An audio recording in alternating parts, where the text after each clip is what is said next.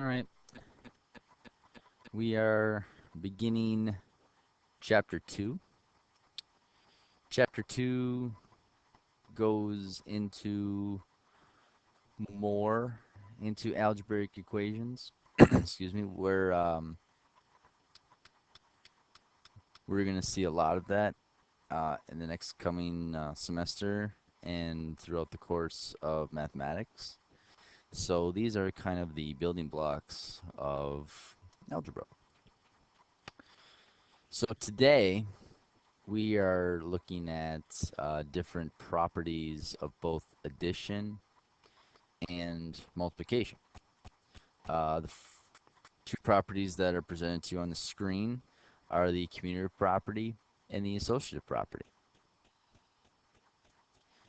The commutative property, the definition states there, it says when you multiply and add, you can move the order of the number around. So basically what they're saying is it doesn't matter how you position the numbers in an addition or multiplication problem, it's going to come out the same. Like I have here, 2 plus 3 is the same thing as writing 3 plus 2, because 2 plus 3 is 5, and 3 plus 2 is also 5. Same thing goes for multiplication. I can say 2 times 3 is the same thing as writing 3 times 2. So I can say that this is 6 and this also equals 6. So addition and multiplication are commutative, and the general equation for a commutative property of addition is x plus y equals y plus x, and for multiplication it's x times y equals y times x. The associative property is when you multiply and add, you can change the order of operation. Now, what that means is if you add or multiply more than two values, or two numbers in this case, you can pick and choose which values you want to add or multiply first. So if you look over here, I have 1 plus 2, and then that's in parentheses, plus 3 equals 1 plus, and in parentheses, 2 plus 3. So on the left-hand side of my equal sign, I'm choosing to add 1 plus 2 first, which then that gives me 3. And then I add 3 to that, which gives me 6. On the right-hand side of my equal sign, I'm choosing to add 2 plus 3 first, which gives me 5, plus 1, which also gives me 6. So these are both equal because of the associative property. And it works the same thing for multiplication. So if I had, say I had 2 times 4 times 5, and say I wanted to multiply these two first, it's the same thing as writing 2 times in parentheses 4 times 5. Because 2 times 4, which gives me 8, multiply that by 5, gives me 40. And then I got 4 times 5, which gives me 20. 2 times 20 also gives me 40. So again, this is the general equation for the associative property of addition. And the general equation for the associative property multiplication would look like A times B, I put that in parentheses, multiplied by C equals A multiplied in parentheses B times C. So in lesson 2.1, we're going to dive into not only what we did and before with the commutative property and associative property, we also are going to look at the identity property of addition and the identity property of multiplication, which I believe we touched on that in chapter 1. And the identity property just says the sum of a number and 0 will always be that number. So 3 plus 0 will always equal 3. So in a more general sense, if I have a number x and I add it to 0, it'll always equal that number x. Again, for the identity property, for it to be itself, you have to multiply it by 1. So like 3 times 1 will equal 3. So the general case would be x times 1 would equal x.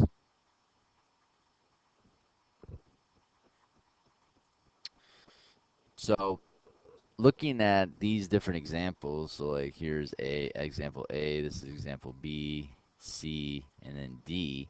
I want to determine which property I'm using. And for example A, I am using the identity property of multiplication. For B, I am using the commutative property of addition. As you can see, I just positioned these two around in order to add them. For C, that is the identity property of addition. And then for D, that is the associative property of multiplication.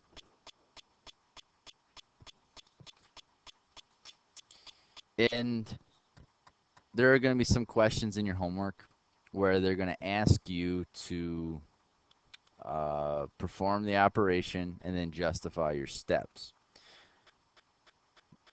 Basically, this is performed using mental math, and it is a way of you showing that you know what the properties are, and then you can perform mental math by identifying those properties. So here's an example of that. So let's say I have 45 plus 18 plus 55, okay? I want to do mental math in order to add these up. So here's what I'm going to do.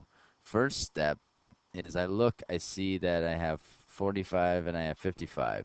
Those two I could add up together easily to make 100. So here's what I'm going to do. First step is I'm going to position and I'm going to switch these two values. I want my 55 to be in the middle and I want 18 to be on the right hand side. So perfectly legal. So I'm just going to move that like this. And the reason why I can do that and where I'm justifying it is because of the commutative property of addition.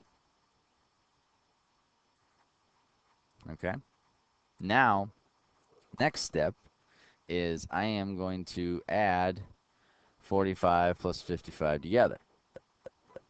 So I'm choosing to add those two values.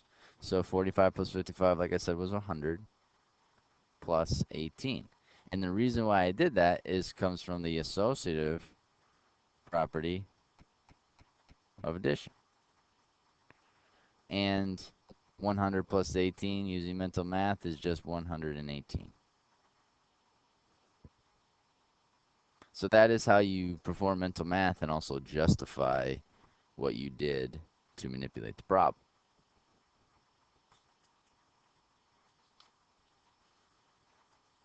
In lesson 2.2, we are going into what is called the distributive property.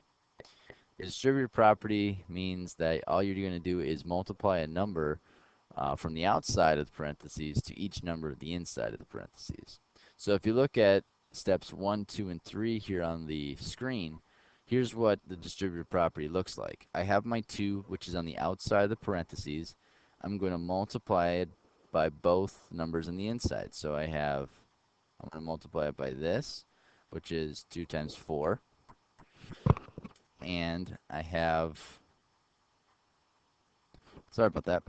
The next step is you're going to multiply the outside value outside the parentheses to the next value on the inside. So this plus comes from this value here, and I have 2 times 5. Now keep in mind that this value may change if the outside parenthesis is a negative value.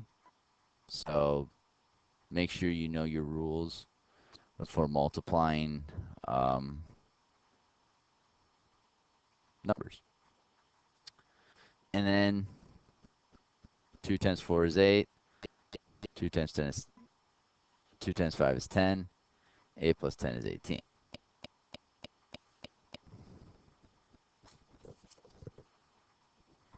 Looking at another example, this is where we're going to use the distributive property when our one of our values is a variable.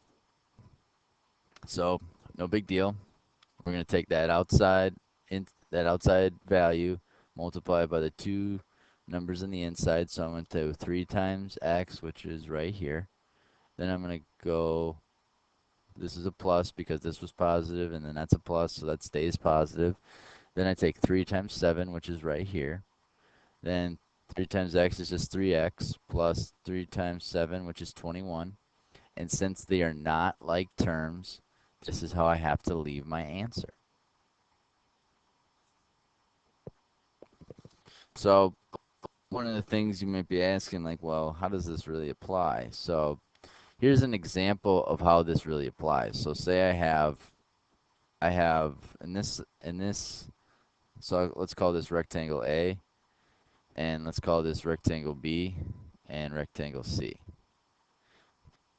So rectangle A has the dimensions of 7 by 4 plus 2. B is 4 by 7, and then C is 2 by 7. So if I wanted to find the areas of these rectangles, remember that area equals length times width. So to find the area of A,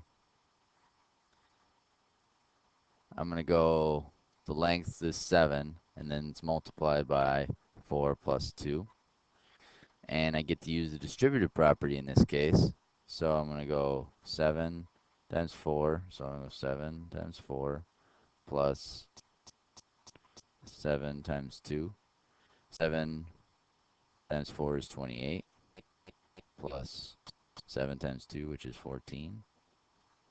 And 28 plus 14 gives me, what was it, 42. And what you can also look at is, see, this portion right here is the same as this portion on the rectangle right here. And if I took 7 times 4 to make the area, this area would be 28 for B. And this portion right here is the same thing as this portion right here. And 7 times 2 is 14. 28 plus 14 gives me 42. So the area of A is equivalent to the areas of both rectangles B and C. And that is being able to identify the different properties for algebraic equations and algebraic expressions. Hope this helps. Until next time.